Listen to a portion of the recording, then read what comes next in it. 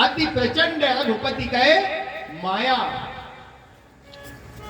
ये माया से पार पाना बहुत कठिन है। भगवान ने गीता में भी कहा है मम माया दुरंतया, मेरी माया से पार पाना बहुत कठिन है। मेरी माया से कोई पार नहीं पा सकता। क्यों? माया से पार कौन पा सकता है? भगवान कहते हैं माया से पार तो मैं ही पा सकता हूं, क्योंकि मैं ही तो माया पति हूं।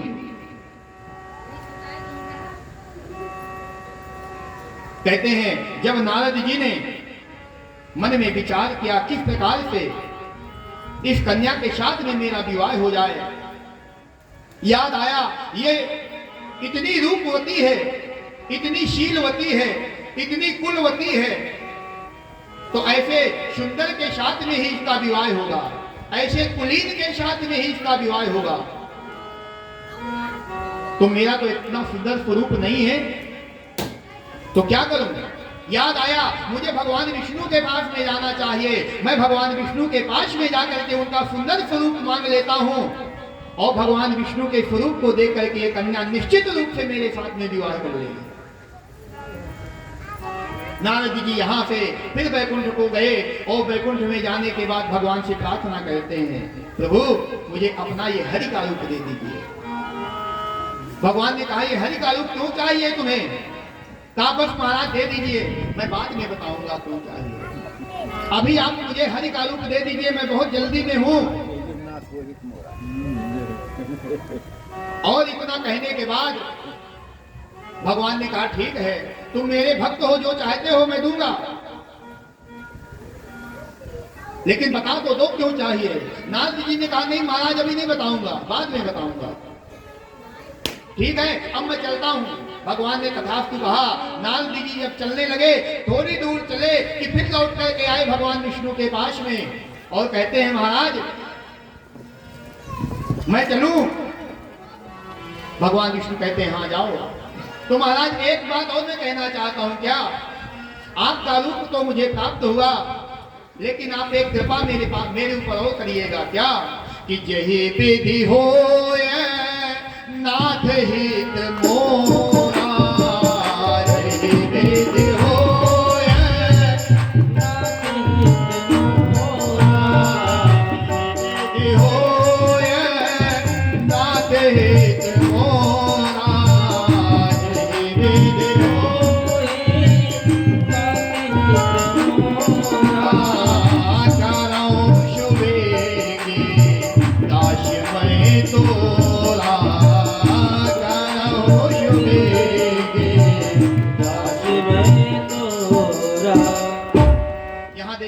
नारद जी ने अपने हाथ से ही अपने पैरों में कुल्हाड़ी मारी। भगवान से हरि का रूप मान करके नारद जी चले जाते तो हो सकता है विवाह हो भी जाता, लेकिन नारद जी ने कहा महाराज आप वही काम करिएगा जिससे मेरा हित हो। भगवान ने कहा अब मैं वही काम करूंगा जिससे तुम्हारा हित होगा। और भगवान ने पता है क्या किया? हरि कहते हैं बंदर को, और हरि कहते हैं भगवान विष्णु को। भगवान ने हरि बानर का रूप दे दिया। जब बानर का रूप दे दिया, नारद जी बंदर का रूप लेकर के जब पहुंचे, महाराज शीलनिधि ने स्वयंवर रचा हुआ था, उस विश्व में मोहिनी का स्वयंवर हो रहा था। नारद जी यहाँ से फूले नहीं समा रहे कि मैं बहुत सुंदर हूं, बहुत सुंदर हूं।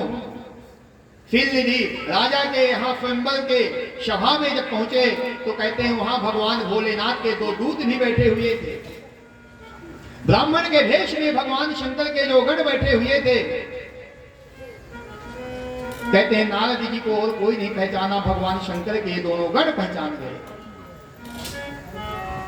और नारद जी को सुना सुना करके बार बार कहते हैं कितना सुंदर रूप है, कितना सुंदर लग रहे हैं, कितनी सुंदर आंखें हैं, कितनी सुंदर नाक है, कितना सुंदर ललाट है, कितनी सुंदर कपाल है, कितने सुंदर अधर है, कितना सुंदर वक्षस्थल है। नारद जी बार बार सुन रहे हैं, ये तो मुझी को कह रहे हैं। यद्यपि सुनाई मोदी अटपट बानी, बार बार नारद जी सुन रहे हैं। तो कहते हैं जब बुद्धि मारी जाती है ना तब कुछ समझ में नहीं आता। नारद जी को लगता है कि ये मेरा उपहास नहीं कर रहे, ये मेरी बड़ाई कर रहे हैं मैं कितना सुंदर हूं। विवाह का मुहूर्त आ रहा था, सभी राजा बैठे हुए थे और राजा शीलनिधि की जो कन्या है विश्वमोहिनी हाथ में जयमाल लेकर के जब वहां से निकली, तो जयमाल लेकर के जब निकली तो सब जितने राजकुमार थे वहां सबको देखती जा रही है। और सबको देखने के बाद जहां नारद जी बैठे हुए थे तो कहते हैं वहां भूले से भी नहीं देखा उसने।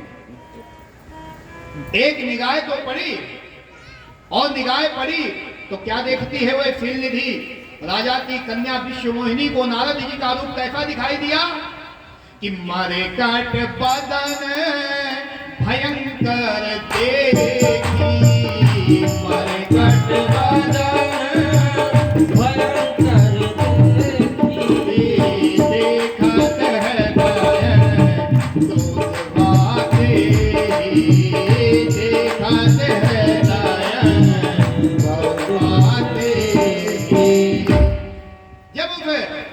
विश्वमोहिनी ने देखा ये बंदर भी मुझसे शादी करने के लिए आया है, मरकट बदन भयंकर देखी। मरकट कहते हैं बंदर को, बंदर के रूप को देख करके विश्वमोहिनी क्रोधित हो गई। अरे मैं इतनी सुंदर हूं, इतनी रूपवती हूं, मेरे लायक ये बर है, ये मुझसे शादी करने के लिए आया है। तो कहते हैं विश्वमोहिनी ने कहा तो कुछ नहीं और वहां से आगे बढ़ गई। जब आगे बढ़ी बार बार मुनि उपसही अकुलाहें, जैसे ही वो कन्या आगे बढ़ी बार बार नारद जी खड़े हो रहे हैं, बार बार देख रहे हैं, आगे निकल गई। मेरे गले में जयमाल नहीं डाला इसने, आगे निकल गई। मैं तो इससे शादी करने के लिए आया था, मेरे जयमाल क्यों नहीं डाली। बार बार मुनि उपसही अकुलाहें, अदेखी दशा हर गन मुस्काहें। जो भगवान भोलेनाथ के दूत बैठे हुए थे नारद की ये दफा देख करके मुस्कुरा रहे हैं, कहा कुछ नहीं। और जैसे ही आगे पहुंची वह कन्या भगवान विष्णु साक्षात विराजमान थे। वह कन्या भगवान नारायण के गले में वह जयमाला डाल दिया और भगवान विष्णु उस कन्या को हाथ पकड़ करके वहां से प्रस्थान कर।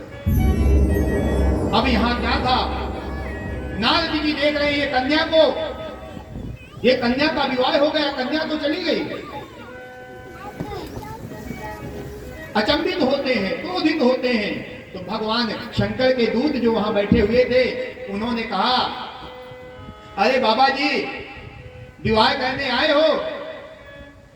नारद जी ने उनको घूर करके देखा, मैं विवाह करने आया हूं, ये मुझे बाबा कह रहे हैं। अरे शादी तो जवान की होती है, शादी भी नहीं हुई, कन्या भी चली गई, विवाह भी दूसरे से हो गया और ये मुझे बाबा कह रहे हैं। नारद जी ने कहा, बोलो क्या कहते हो। भगवान शंकर के दूतों ने कहा, जाओ पहले अपना मुंह तो देखो। तो नारद जी क्रोधित तो थे ही, जाकर के जैसे ही अपने जल में मुंह देखा, हरि बानर का रूप, और देखते ही माना कि वो रूप का त्याग हो गया, लेकिन मिला तो बानर का रूप था। कहते हैं नारद जी बहुत क्रोधित हो गए और भगवान शंकर के गणों को श्राप दे दिया, तुमने संत का अपमान किया है, जाओ मैं तुम्हें श्राप देता हूं कि राक्षस बन जाओ। नारद जी श्राप दे करके मन में विचार कहते हैं, मेरे साथ में भगवान विष्णु ने ठीक नहीं किया, अब मैं क्या करूं। मन में विचार कहते हैं, मेरा अपजस भी हो गया, दुनिया जान गई, संसार जान गया, मैं विवाह के लिए आया, विवाह भी नहीं हुआ। मन में विचार कहते हैं कि दई हो श्राप कि मरी हो जाए, दई हो श्राप जगत मोरे रूप आशिकाई, जगत मोरे रूप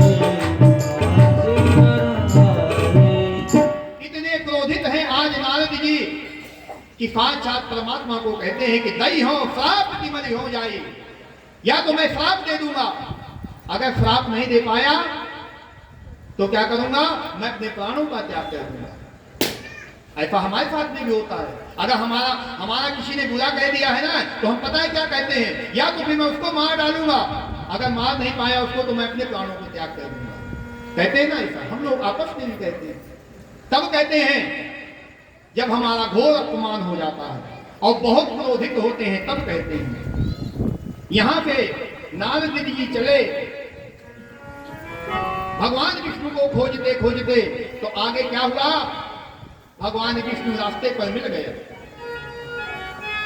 जब रास्ते पर मिले तो कहते हैं वही विश्व मोहिनी है साथ में, और माता लक्ष्मी भी साथ में है। माता लक्ष्मी और विश्व मोहिनी साथ में चले जा रहे हैं भगवान विष्णु के। भगवान विष्णु ने जैसे ही नारद जी को देखा, नारद जी ने भगवान विष्णु को देखा, तो कहते हैं नारद जी ने क्रोध से देखा भगवान विष्णु को। बोले कुछ नहीं, कहते हैं भगवान विष्णु बोले। भगवान नारायण कहते हैं कि बीचाहे पंथ मिले दानुचारी, बीचाहे पंथ मिले दानुचारी, संग रमाश्री राजकुमारी, संग रमाश्री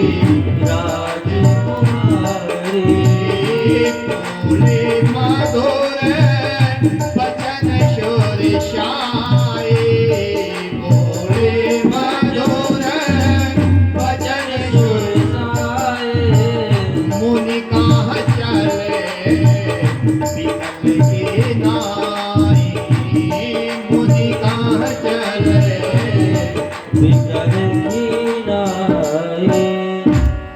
कहते हैं हम जिससे नाराज हों और जिसने हमारा बुरा किया हो और रास्ते में वो हमें मिल जाए और पूछे कहां जा रहे हो, अरे तुम हमारी वस्तु को ले गए, जो हमारी वस्तु थी तुम उसको छीन के ले गए और हमारा अपमान करवा दिया। अरे जीवन में कभी एक चीज तो हमने पसंद की थी, दूसरी तो कोई पसंद नहीं की, एक ही पसंद आई और उसको भी तुम जबरदस्ती छीन ले गए हमसे, और उस वस्तु के पीछे हमारा अपमान हुआ। ऊपर से तुम हमसे पूछ रहे हो कहां जा रहे हो। नारद जी के अधर जो है ओठ फड़फड़ाने लगे।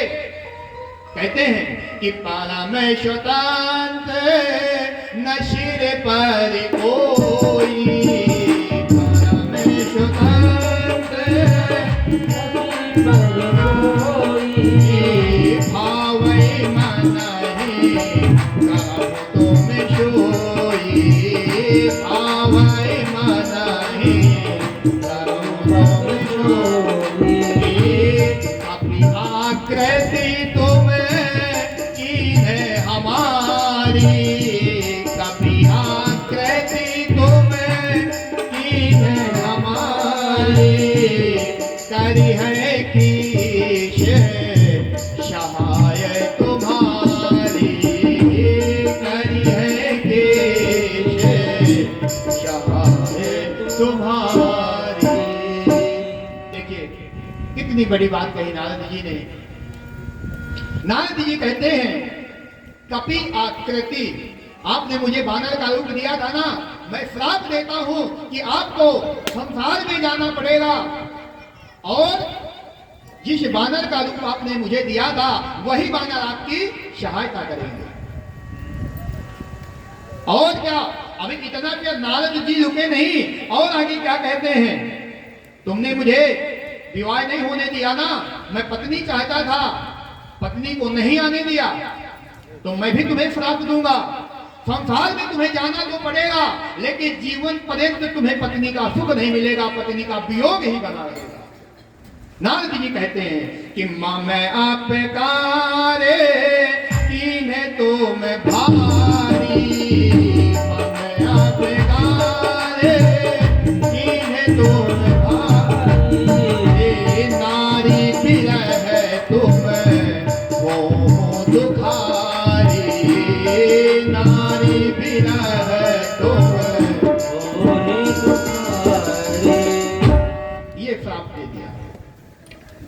तुमने मुझे बानर का रूप दिया तो तुम्हें बानर सहायता करेंगे, तुमने मेरा विवाह नहीं होने दिया, मेरी पत्नी नहीं आने दी, तो मैं भी तुम्हें श्राप देता हूं कि तुम्हारा विवाह तो होगा लेकिन जीवन पर्यंत पत्नी से वियोग रहेगा। ये नारद जी ने भगवान को श्राप दिया। जब श्राप दे दिया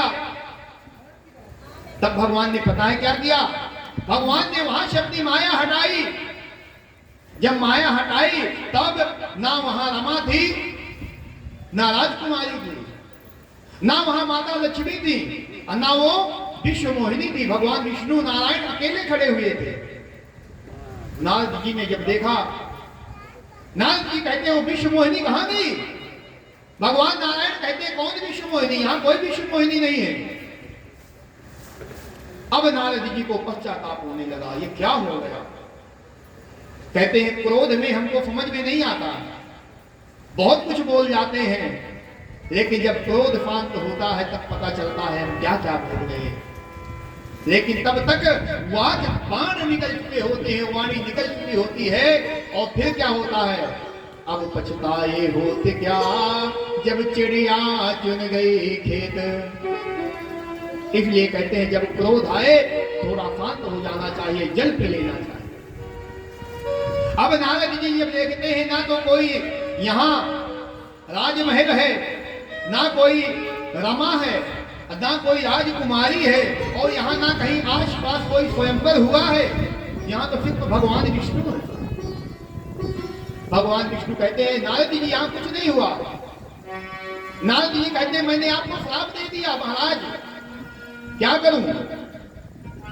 हाथ जोड़ लिए।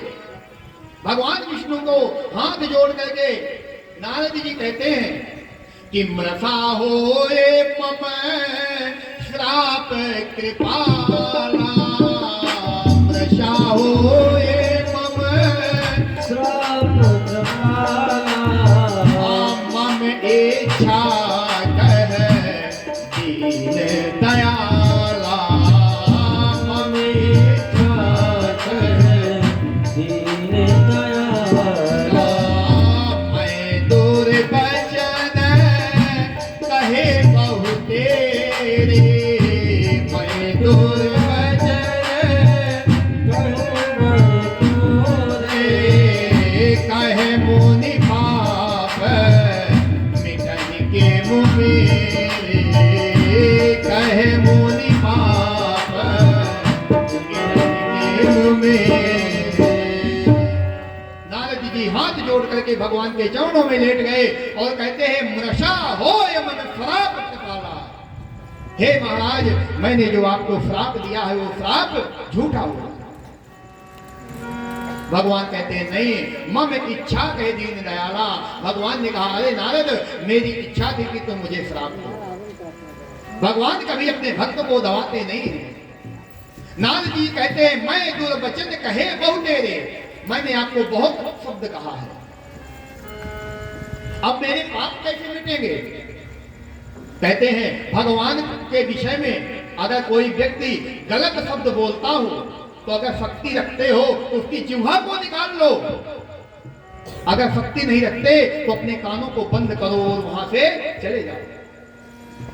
अपनी जुबान से तो भगवान के प्रति कभी जीवन में कुछ कहना ही नहीं है। अगर कोई दूसरा भी कहता है तो कहते हैं उसको उसका दंड दो। भगवान की अपमान के एक भी शब्द नहीं सुनना चाहिए कि हरिहर नेता सुनहि जो पाना, हरिहर नेता हरि और हरि कहते हैं भगवान विष्णु को, हर कहते हैं भगवान महादेव को। इन दोनों की जो निंदा अपने कानों से सुनता है, वाणी से कहना तो बहुत दूर की बात है, जो सिर्फ सुनता है उसको क्या पाप लगता है? तो कहते हैं कि हरिहर नेता जो नहीं जो काना, हरिहर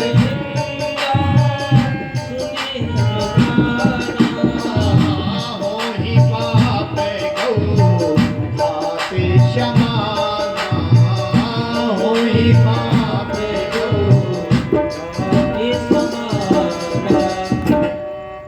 जी कहते हैं महाराज मैंने आपकी निंदा की है, मैंने आपको बहुत दुर्वचन कहे हैं, तो ये मुझे पाप तो लगा ना। जब आपकी निंदा सुनने से गौ हत्या का दोष लगता है, सिर्फ सुनने से, तो आपकी निंदा करने से कितना बड़ा पाप लगेगा। नारद जी बार-बार भगवान का निवेदन कहते हैं महाराज मैं क्या करूं। भगवान विष्णु कहते हैं नारद मन को शांति चाहिए, हाँ महाराज चाहिए, तो जपहु जाय शंकर शतनामा, जपहु जाय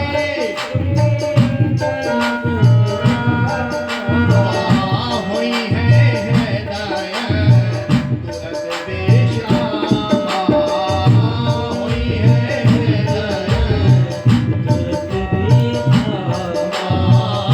को नहीं शिव समान प्रिय मोरे, को नहीं शिव आश पर देत तजहु जन घोरे, आश पर देत तजहु जन घोरे। भगवान विष्णु कहते हैं हे नारद जी अगर शांति चाहते हो तो क्या करो, विश्राम चाहते हो तो क्या करो, जाओ भोलेनाथ के नाम का जाप करो, को नहीं शिव समान प्रिय मोरे, भगवान भोलेनाथ से ज्यादा मुझे कोई प्रिय नहीं है। और वहां से नारद जी को भगवान विष्णु ने विदा किया और अपने क्षीर सागर की ओर प्रस्थान कर गए।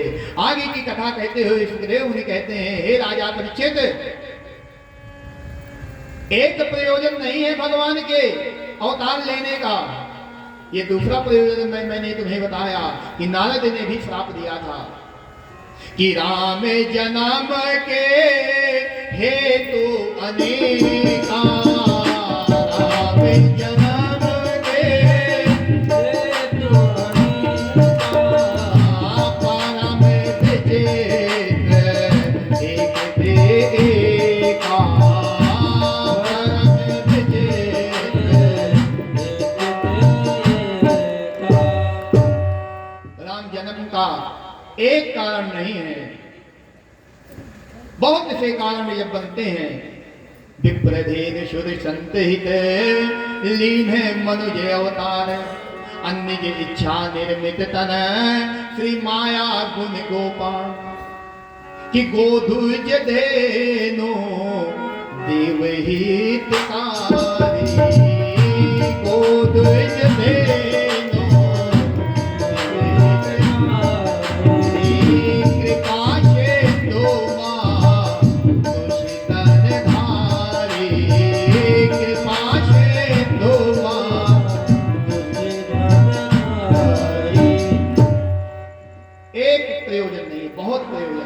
भगवान के अवतार लेने के। और भगवान श्री राम ने यहां भगवान विष्णु ने सभी देवताओं को कहा भी कि मैं अयोध्या में राजा दशरथ के यहां पुत्र बन करके आऊंगा। वहां भगवान अंतर ध्यान हुए और यहां नारद जी के पास से भगवान अंतर ध्यान हुए। तुलसीदास जी कहते हैं यहां से भगवान श्री राम के जन्म की कथा प्रारंभ होती है, लेकिन कहते हैं सबको ये कथा मत सुनाना। मना किया तुलसीदास जी ने, स्पष्ट मना किया कि राम की कथा सभी को मत सुनाना, राम की कथा सुनने का सब कोई अधिकारी नहीं है। तो कौन है भगवान की कथा सुनने का अधिकारी, कौन है? राम कौन है? राम मेरे भी पिता हैं, आप सब बैठे हैं, आपके भी पिता हैं। तो हम अपने पिता की कथा क्यों नहीं सुन सकते? कहते हैं अगर जीवित हो तभी तो सुनोगे, अगर जीवित नहीं हो तो कैसे सुनोगे? तो कहते हैं व्यक्ति 14 प्रकार के प्राणी होते हैं जो मरे हुए होते हैं, और उन 14 में हमारी गिनती तो नहीं है। अगर हमारी गिनती भी है तो हमको कथा सुनने का भी कोई फल नहीं मिल रहा। ये कथा कल बताई जाएगी। कहते हैं जब गाय बछड़े को जन्म देती है, तो गाय जब बछड़े को जन्म देती है, जैसे ही बछड़े का जन्म होता है, गाय घूम करके उसके पास में अपना मुंह करती है और अपने बछड़े को सूंघती है, बछड़े को सूंघती है कि जीवित है कि मरा हुआ है। अगर जीवित है तो उसको चाट चाट करके उसके सभी बल को चाट लेती है और उसके चारों पयोधरों से दुग्ध निर्धारित होने लगता है। और जब वही गाय अपने बछड़े को सूंघती है और देखती है कि मरा हुआ है, तो उसको चाटना तो दूर की बात, मुंह घुमा करके खड़ी हो जाती है,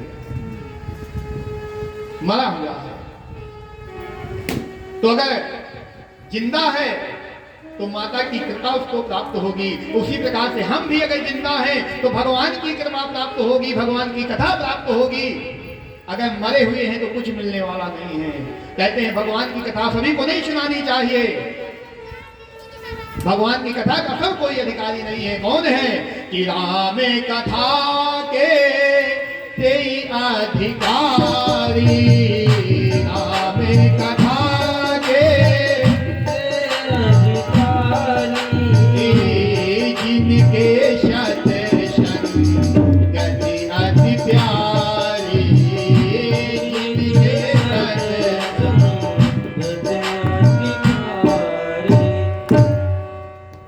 एक शब्द तुलसीदास जी ने स्पष्ट कह दिया, राम कथा के ते अधिकारी, जिनके शत संगति अति प्यारी। राम कथा का सब कोई अधिकारी नहीं है, वही अधिकारी है जिसको सत्संग से अति प्रेम हो। और यहां यह भी कहा गया है कि व्यक्ति को अति नहीं करनी चाहिए। भगवान कहते हैं अति नहीं करनी चाहिए कभी भी। कभी कभी बात होती है तो हम आपस में भी कहते हैं ना कि अति मत करो, और यहां तुलसीदास जी क्या कहते हैं, अति कह दो। हम कहते हैं कि अति मत करो और तुलसीदास जी कहते हैं अति कह दो। तो किस चीज की अति कह दो? कहते हैं सत्संग की अति कह दो। और किस चीज की अति नहीं होनी चाहिए कि अति रूपेण वै सीता, अति गर्वेण रावणः, अति दानात् बलिर्बद्धो, अति सर्वत्र वर्जयेत्। अति का हमेशा त्याग करना चाहिए। अति रूपेण वै सीता, अत्यधिक रूपवती होने के कारण सीता का हरण हुआ। अति गर्वेण रावणः, अति घमंड होने के कारण रावण का वध हुआ। अति दानात् बलिर्बद्धो, ऊपर कराओ, अत्यधिक दानी होने के कारण राजा बलि को भगवान ने छीन लिया। अति सर्वत्र वर्जयेत्, अति का त्याग कह देना चाहिए। और तुलसीदास जी कहते हैं कि जिनके शत संगति अति प्यारी,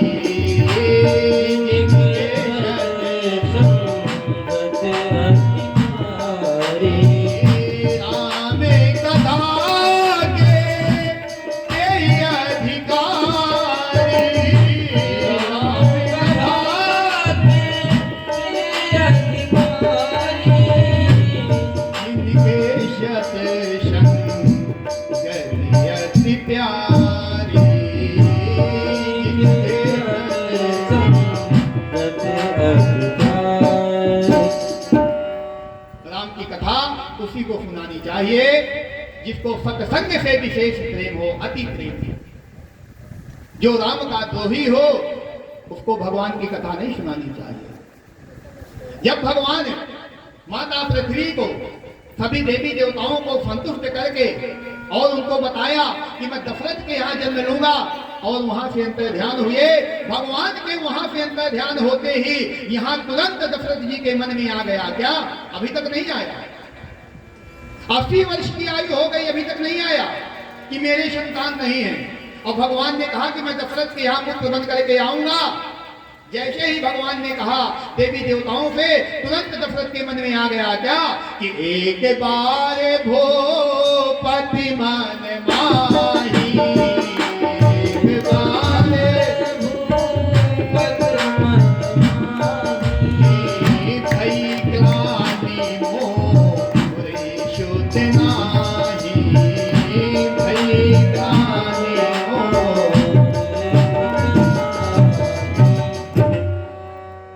दशरथ जी को ग्लानि हो गई। अरे अभी तक ग्लानि नहीं हुई, अभी तक तो संतान नहीं थी, तब ग्लानि नहीं हुई। तो कहते हैं कैसी ग्लानि हुई, समझिएगा ध्यान से। एक दिन की बात है, भगवान को जिनके यहां आना है पुत्र बन करके, ये महाराज दशरथ आईने के सामने बैठे हुए थे। आईने के सामने जब बैठे हुए थे तो आईने में क्या देखते हैं, मेरे सिर के केश श्वेत हो गए, मेरे बाल सफेद हो गए, मैं बूढ़ा हो गया। बुढ़ापे की पहली पहचान है बाल सफेद होना, हमने कल भी बताया था। महाराज दशरथ ने कहा मैं बूढ़ा हो गया और मेरी कोई संतान नहीं है, तो भई ग्लानि मोरे शुत नाही, ये ग्लानि हुई। कहते एक ग्लानि नहीं हुई, तीन तीन ग्लानियां हुई महाराज दशरथ को। दूसरी ग्लानि क्या हुई, एक दिन की बात है, महाराज दशरथ अपने मंत्री सुमंत के साथ में नगर में भ्रमण कर रहे थे। जब नगर में भ्रमण कर रहे थे तो भ्रमण करते कहते क्या हुआ, और आगे निकले सुदूर क्षेत्र में एक जमादार झाड़ू लगा रहा था। जब जमादार ने महाराज दशरथ को आते हुए देखा तो कहते हैं मुंह घुमा लिया। मुंह घुमा लिया जब सुमंत ने देखा, महाराज को देख करके इस जमादार ने प्रणाम क्यों नहीं किया।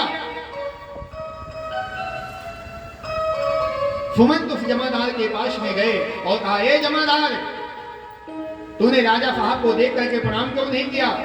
जमादार डर गया, कहता है महाराज क्षमा करो। सुमंत जी कहते हैं नहीं, बताओ क्या प्रयोजन है। तो पता है वो जमादार क्या कहता है, वो जमादार कहता है महाराज दशरथ के कोई संतान नहीं है और प्रातः काल निपुत्री का मुंह देख लिया जाए तो सारा दिन खराब हो जाता है। राजा दशरथ निपुत्री हैं, इनके कोई संतान नहीं है, इसलिए मैंने इनका मुंह देखते ही मैंने मुंह पीछे घुमा लिया। जब सुमंत जी लौट करके आए, राजा दशरथ से बताया, महाराज इस जमादार ने आपको प्रणाम इसलिए नहीं किया कि आपके कोई संतान नहीं है। तब राजा दशरथ को क्या हुआ कि भई ग्लानि मोरे शुत नाही, दूसरी ग्लानि हुई। तीसरी ग्लानि क्या हुई, एक बार की बात है, जब देवासुर संग्राम हुआ था तो इंद्र की सहायता के लिए महाराज दशरथ गए हुए थे। तो देवासुर संग्राम में देवताओं की विजय हुई और उसका बहुत श्रेय महाराज दशरथ को भी दिया जाता है। तो जब महाराज दशरथ इंद्र देवता से मिलने के लिए जाते थे तो इंद्र इनको अपना आधा सिंहासन बैठने के लिए देते थे।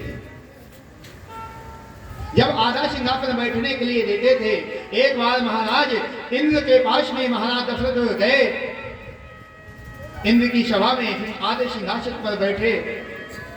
कुछ समय व्यतीत हुआ। जब कुछ समय व्यतीत हुआ तो महाराज दशरथ ने जो सोने का मुकुट लगाया हुआ था, स्वाभाविक है, जैसे मान लीजिए हम भी फल में गमछा बांधे रहते हैं और जब कहीं पहुंचते हैं तो गमछे को उतार के रख देते हैं। महाराज दशरथ ने मुकुट को उतार करके रख दिया। इंद्र से वार्तालाप होती रही और इंद्र से वार्तालाप होते होते सुमंत जी ने कहा, महाराज बहुत समय हो गया, हमको अपनी नगरी के लिए चलना चाहिए। तो महाराज दशरथ उठे और उसी तरह से सुमंत के साथ में चल दिए। जब सुमंत के साथ में चले, कुछ दूर निकले ही थे, महाराज दशरथ ने कहा, अरे सुमंत, मैं तो अपना मुकुट भूल आया, जाओ मेरा मुकुट लेकर के आओ। तो सुमंत जी जब मुकुट लेने जाते हैं तो क्या देखते हैं, इंद्र देवता उस सिंहासन को धुलवा रहे थे। जब उस सिंहासन को धुलवा रहे थे, सुमंत जी ने देखा, इंद्र से पूछा, अरे राजन, इस सिंहासन को क्यों धुलवा रहे हो। तो पहले तो इंद्र ने आनाकानी की, लेकिन बार बार पूछने से इंद्र ने बताया यहाँ महाराज दशरथ बैठे हुए थे और दशरथ के कोई संतान नहीं है। कहते हैं जहां पर कोई दिपुत्री बैठ जाता है वो जगह अशुद्ध हो जाती है। ये बात सुमंत ने आकर के जब राजा दशरथ से बताई, तब राजा दशरथ ने मन में क्या सोचा कि भई ग्लानि मोरेशुत नाही, एक बार भो पति मन माही। ये 3 प्रकार की ग्लानियां हुई। जब ये तीनों ग्लानियां हुई तो कहते हैं महाराज दशरथ ने क्या किया। महाराज दशरथ ने कहीं इलाज कराने नहीं गए। जैसे आज हम तांत्रिकों के पास, ओझाओं के पास, पीर के पास, मजारों के पास, डॉक्टरों के पास भागते हैं, ऐसा नहीं किया। महाराज दशरथ ने क्या किया कि गुरु ग्रह गया तो रथ माही पाला, गुरु ग्रह गया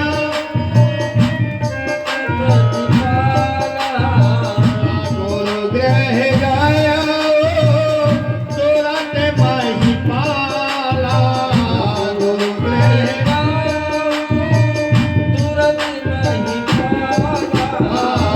चरण लागे करे विनय विशाला, चरण लागे करे विनय विशाला। गुरु के चरणों में प्रणाम किया। महाराज मेरे कोई संतान नहीं है, मेरा वंश निर्वंश हो जाएगा, ऐसा कोई उपाय करिए कि जिससे मेरा वंश आगे चलता रहे। जब महाराज वशिष्ठ जी ने ये शब्द सुना महाराज दशरथ के मुख से कि पुत्र की कामना लेकर के आए हो, महाराज दशरथ कहते हैं हाँ गुरुदेव, मैं पुत्र की कामना लेकर के आपके पास में आया हूं। आप ऐसा कोई यज्ञ करिए जिससे मेरे यहां पुत्र की प्राप्ति हो। वाल्मीकि रामायण में आता है कि विधहीन यज्ञस्य सद्यः कर्ता विनश्यति। महाराज दशरथ ने वशिष्ठ जी से क्या कहा, महाराज ऐसा यज्ञ करना है कि उसमें विधि का लोप ना हो, ना तो वस्तु का लोप हो, ना विद्वानों का लोप हो। जैसी स्थिति का वातावरण चाहिए, जैसी जगह चाहिए, जैसी वस्तु चाहिए, सब कुछ मैं उपलब्ध करा दूंगा। क्योंकि विधि से हीन जो यज्ञ होता है तब विधिहीन यज्ञस्य सद्यः कर्ता विनश्यति, वह यज्ञ कर्ता का विनाश कर देता है। ये महाराज दशरथ ने कहे वाल्मीकि रामायण में। इसलिए विधि पूर्वक यज्ञ करिए और उस यज्ञ से मुझे पुत्र की प्राप्ति हो। महाराज वशिष्ठ जी ने कहा कि धारा हूं धीरे हुई है शोत चारी, धारा हूं धीरे हुई है शोत चारी, त्रिभुवन विदित भगत भय हारी, त्रिभुवन विदित भगत भय हारी। अरे राजन, एक पुत्र नहीं 4 पुत्र होंगे, मैं ऐसा यज्ञ कराऊंगा। जब पता है क्या है, जब हम सोचते हैं कि हमें कोई ये वस्तु मिल जाए, किसी व्यक्ति के पास में है ये वस्तु, हम उससे याचना कहते भैया, मान लीजिए किसी के पास आम का टोकरा रखा है, हमारी आम खाने की बहुत इच्छा है, हम उससे कहें भैया मुझे 1 आम दे दो, और वह आम की टोकरी ही हमको दे दे। अब बताइए कितनी ज्यादा प्रसन्नता हो जाएगी। अरे हमने इतना तो सोचा ही नहीं था, जितना इसने दे दिया। महाराज दशरथ कहते हैं मैं 1 पुत्र की याचना कर रहा था और महाराज वशिष्ठ जी ने कहा धरहु धीर हुई है शुद्ध चारी, 4 पुत्र हो गए। कि श्रृंगी ऋषि वशिष्ठ बुलावा, श्रृंगी ऋषि वशिष्ठ बुलावा,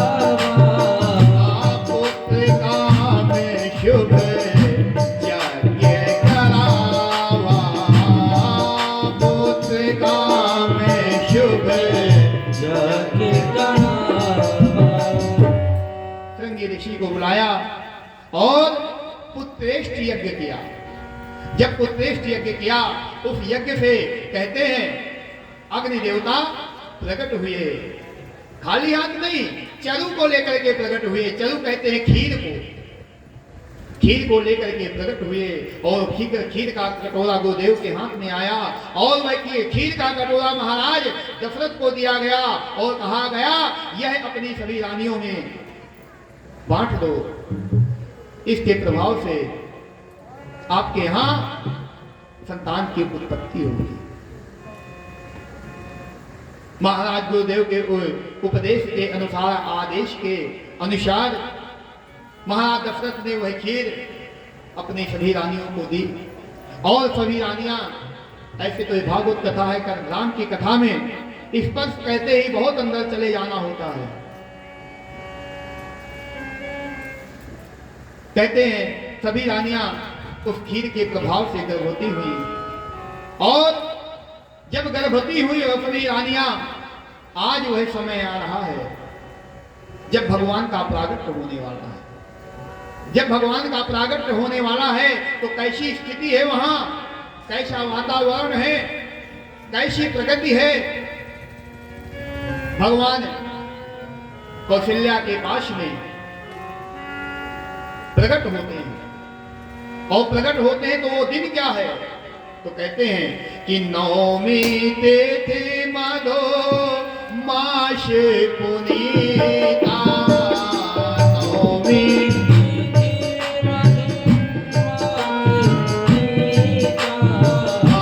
शुक्ल पाच अभिजित हरि प्रेता। शुक्ल पाच अभिजित हरि प्रेता। मध्य दिवस अति शीत न घामा। मध्य दिवस अति शीत पावन काल लोक विश्रामा। पावन काल लोक विश्रामा। नवमी तिथि मधुमास का महीना, चैत्र का महीना। चैत्र के महीने को मधुमास का महीना कहते हैं और इसी मधुमास में बसंत ऋतु का आगमन भी होता है। मध्य दिवस कहते हैं, मध्य दिवस दोपहर का समय है, ना ठंड है ना गर्मी है। उस समय भगवान विष्णु माता कौशल्या के सामने प्रकट हो गए।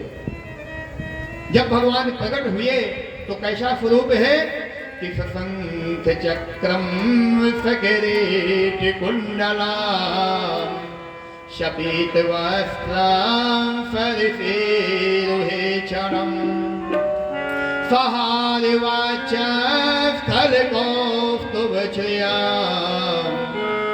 नमामि विष्णुं शिरसा चतुर्भुजम्। बोलिए लक्ष्मी नारायण भगवान की। भगवान शंख चक्र गदा पद्म लेकर के प्रकट हो गए। जब प्रकट हुए माता कौशल्या के सामने, माता कौशल्या से कहते हैं लो मां मैं आ गया। तुमने मुझे अपने पुत्र के रूप में मांगा था ना, लो मैं तुम्हारा पुत्र बन करके आ गया। माता कौशल्या कहती हैं प्रभु आप पुत्र बन करके आए हो कि पिताजी बन करके आए हो? शंख चक्र गदा पद्म लिए हुए हो।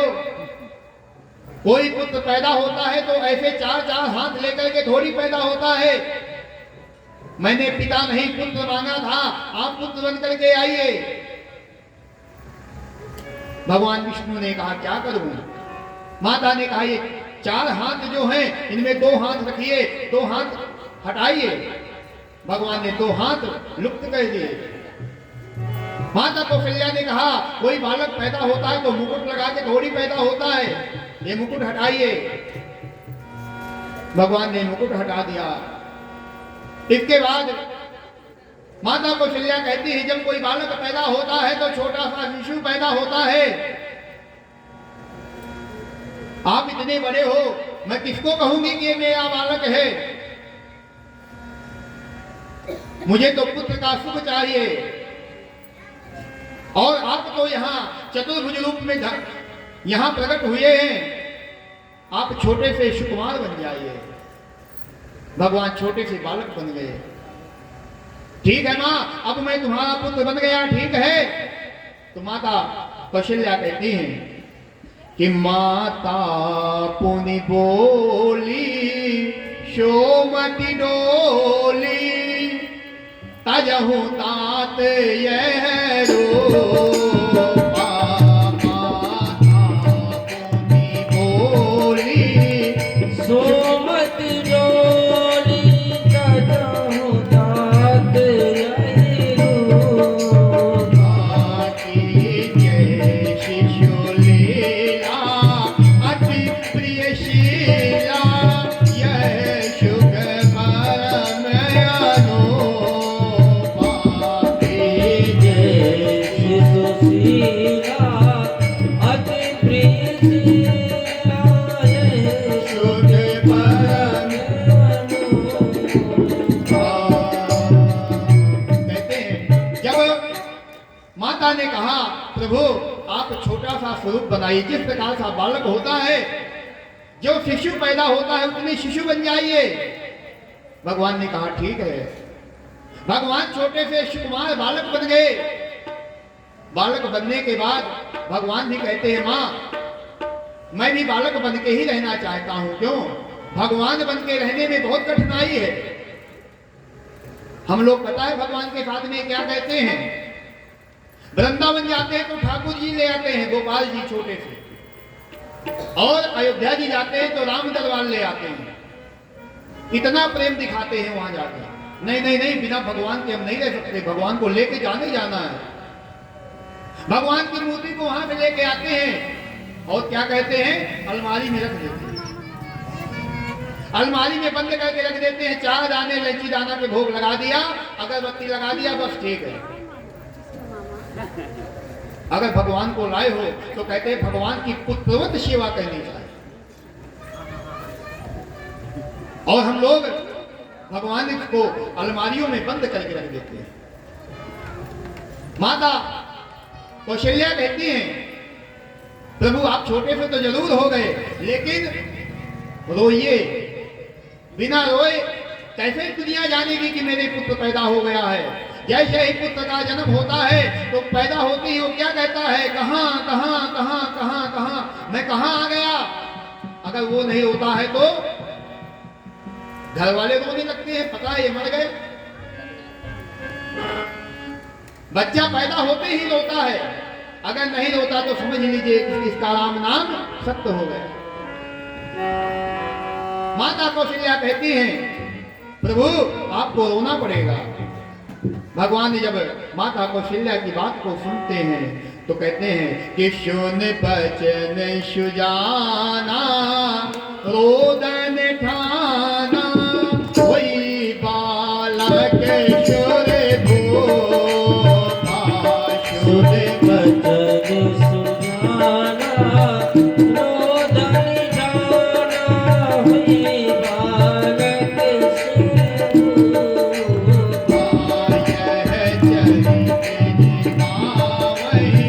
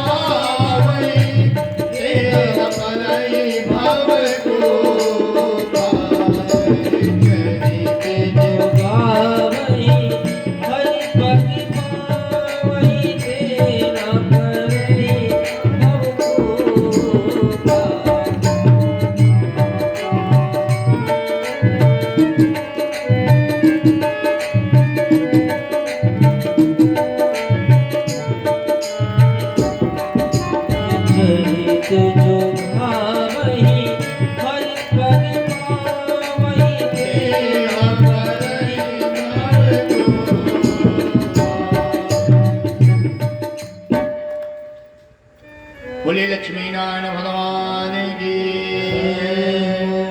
बोलिए श्याम रामचंद्र भगवान की बोलिए रामचंद्र भगवान की बोलिए अयोध्यानाथ भगवान की।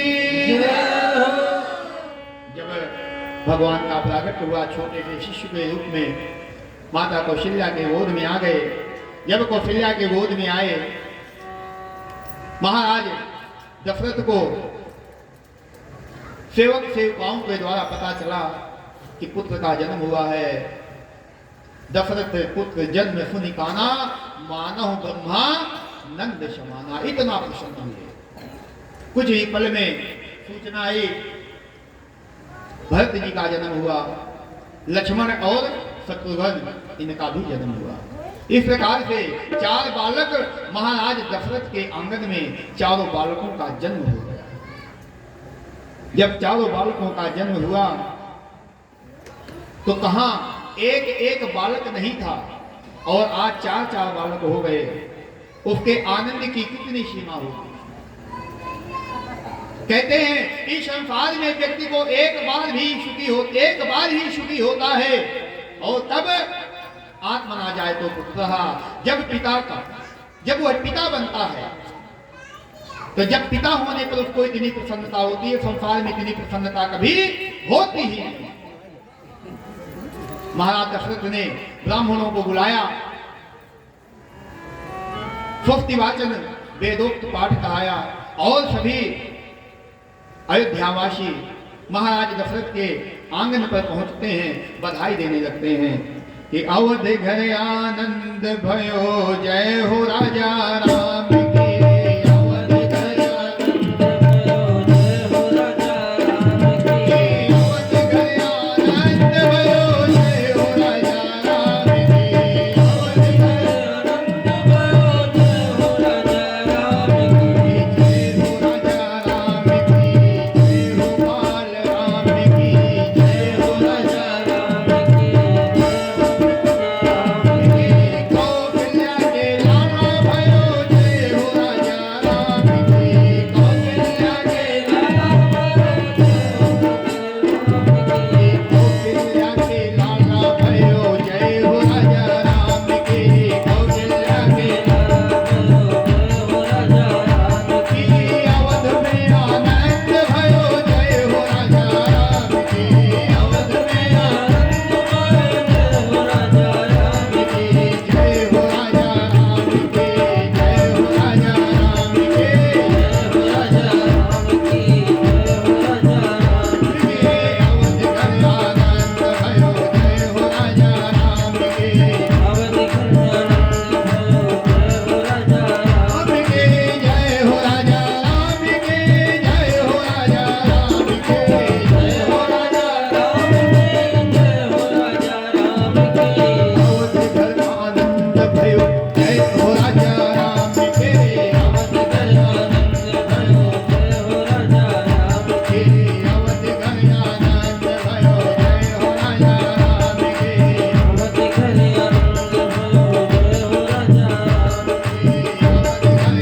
आनंद भयो जय हो राजा राम की। अवध घर आनंद भयो जय हो राजा राम की। अवध घर आनंद भयो जय हो राजा राम की। जय हो राजा राम की, जय हो राजा राम की। जय हो राजा राम की, जय हो राजा राम की। जय हो राजा राम की, जय हो राजा राम की। जय हो राजा राम की, जय हो राजा राम की।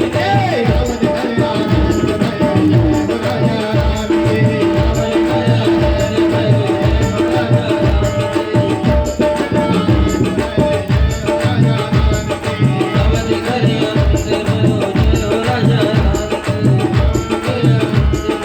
हो राजा राम की। अवध घर आनंद भयो जय हो राजा राम बोलिए चारों भैयों की बोलो राजा रामचंद्र भगवान की। जय। भगवान का प्रागट्य हुआ। सभी अयोध्या वासियों को पता चला, सभी बधाई देने आए। कहते हैं जब परमात्मा का प्रागट्य होता है, जब हम भगवान का जन्मोत्सव मनाते हैं तो भगवान के नाम की बधाई देनी चाहिए। जब हम सांसारिक पुरुष के यहाँ जब कोई संतान का जन्म होता है तो हम भी तो आपस में बधाई देने जाते हैं। अरे हम बधाई तो उसको देते हैं जिसको तो पता ही नहीं है कि कब तक जिएगा और कब मर जाएगा। यही बात तो रुक्मणी जी ने कही थी कि ऐसे पर को क्या बरू जो जन्म और मर जाए। कहा गया विवाह के लिए तो कहती है कि मैं ऐसे पर को क्या बरूं कि पता ही नहीं है कब ये पैदा होगा और कब मर जाएगा। इसके मरने की कोई गारंटी है क्या? कोई गारंटी नहीं। कि ऐसे पर को क्या बरूं जो जन्म और मर जाए। अब भरिए गिरधर लाल को जन्म सफल हो जाए। भरिए गिरधर लाल को जन्म सफल हो जाए। तो कहते हैं संसार को तो बधाई देते हैं, भगवान के नाम की बधाई देनी चाहिए। सभी लोग दोनों हाथ उठा करके माता कौशल्या और महाराज दशरथ जी को बधाई देते हैं। बोलो बधाई हो बधाई, बधाई हो बधाई, बधाई हो बधाई, बधाई हो बधाई, बधाई हो बधाई। बोलो सियावर रामचंद्र भगवान की। कहते हैं आकाश मंडल से सभी देवी देवता भगवान के दर्शन करने आए।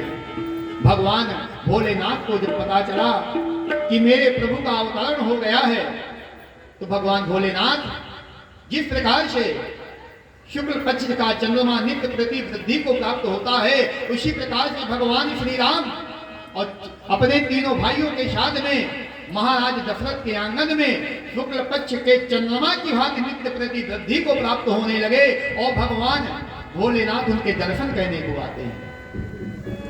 भगवान भोलेनाथ राम जी का दर्शन करने आए और कृष्ण जी का भी दर्शन करने आए। भगवान भोलेनाथ ने कभी भगवान का जब भी जन्म हुआ है भगवान भोलेनाथ अवश्य पहुंचे हैं। आज भगवान भोलेनाथ अयोध्या की गलियों में पहुंच गए और अयोध्या की गलियों में भगवान भोलेनाथ का स्वरूप तो सब जानते हैं। गले में सर्पों की माला है, हाथ में बिच्छू लपटे हुए हैं, नाग देवता लगे हुए हैं, सर पर गंगा जी हैं, माथे पर चंद्रमा है, शमशान घाट की भूमि को लपेटे हुए हैं, साथ में दुनिया के भूत प्रेत चल रहे हैं। जब भगवान भोलेनाथ अयोध्या की गलियों में घूमते हुए महाराज दशरथ के राजमहल के सन्निकट पहुंचते हैं और सन्निकट पहुंचने के बाद आवाज लगाते हैं अलख निरंजन। अंदर से दास दासी निकलते हैं। महाराज भोलेनाथ कहते हैं देवी इस घर में जो बालक के जन्म हुए हैं उन्हें मुझे ज्येष्ठ पुत्र का दर्शन करा दो। मैं दर्शन करने आया हूं। वो दासी आती है, महारानी कौशल्या से कहती है, कौशल्या बाहर निकल करके आती है, देखती है अरे ये बाबा को मैं दर्शन मैं कभी ना कराऊंगी अपने लाला के दर्शन, मेरा लाला डर जाएगा। यह शमशान घाट की चिता की भस्म को लपेटे हुए है, कितने भूत प्रेत इसके साथ में चल रहे हैं, कैसे कैसे किसी की एक ही आंख है, किसी का मुंह पीछे है, किसी के चार चार हाथ है, किसी का एक ही पैर है, कोई पैरों के बल चल रहा है, कोई फल के बल चल रहा है, कोई हाथ के बल चल रहा है। ये तो भोलेनाथ के गण हैं, इसी तरह से चलते हैं। महारानी कौशल्या कहती है मैं तो नहीं दिखाऊंगी। भगवान भोलेनाथ बारंबार कहते हैं नहीं देवी मैं आपके पुत्र के दर्शन करने आया हूं, मुझे दिखा दो। किसी कवि ने अपने सुंदर शब्दों में कितना सुंदर भाव प्रकट किया है, आप लोग भी बहुत प्रेम से श्रवण करिएगा कि आज अयोध्या की गलियों में नाचे जोगी मत वाला। आज अयोध्या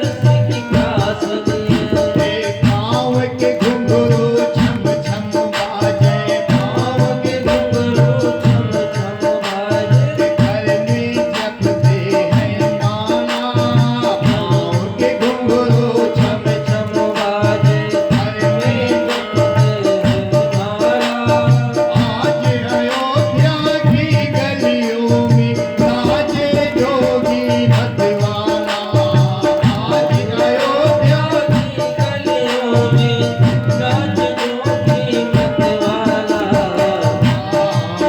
बोलो राम बोलो राम राम